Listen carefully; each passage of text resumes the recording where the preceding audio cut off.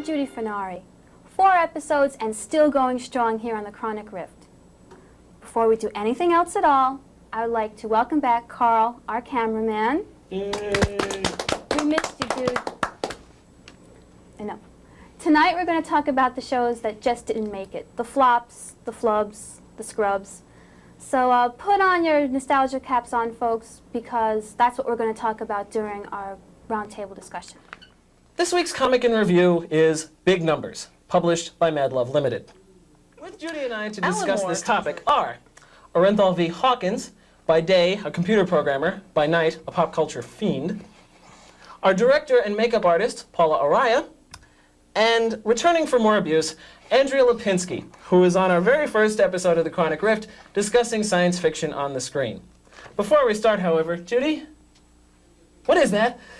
My nostalgia cap. Take it off. Oh, man. Take it off. Can't catch a break. But I'm not going also, it has to do with the way we view science fiction in our society. Science fiction was one of the first genres to be ever placed on television. But most of it was kiddie fare. You know, we started out with Captain Video and his Video Rangers, and, you know, Tom Corbett, Space Cadet, and Space Patrol. Yes, everybody remembers Space Patrol. Some of the shows were, I think, just not properly appreciated, or didn't get a chance to get an audience. You mentioned Probe, which only lasted 6 episodes. That fell into the maelstrom of being opposite The Cosby Show. A lot of shows fell to that. Also a show that was aired in the 70s with Richard Benjamin called Quark, which was mostly a Star Trek parody. That only lasted 8 episodes.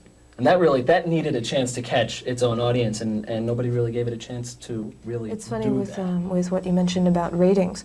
The show Max Headroom, in a major part of the plot of that was that they were working for a television show, and the television show all the board members cared about was ratings, or people would be dying and things would be exploding, and, you know, morality would come into question. People would say, but what about the ratings?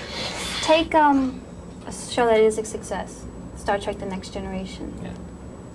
Now that's in syndication as opposed to on the big networks, right? Is that a success because it's syndication? Would it have done well, say, back on one of the big 3? I don't know. I don't know if it would have been the same show if it had been... Well, Fox just seemed to be trying to do a little bit of everything. They did science fiction, they did with the Alien Nation, then they did The Simpsons, cartooning, and then they did Booker and 21 Jump Street. They never quite chose a guideline. They kind of just went all out. I mean, as if they had a budget that they just had to blow in 1 week, And, you know? until next time, when we discuss the works of J.R.R. Tolkien, remember, no matter where you go, There you are.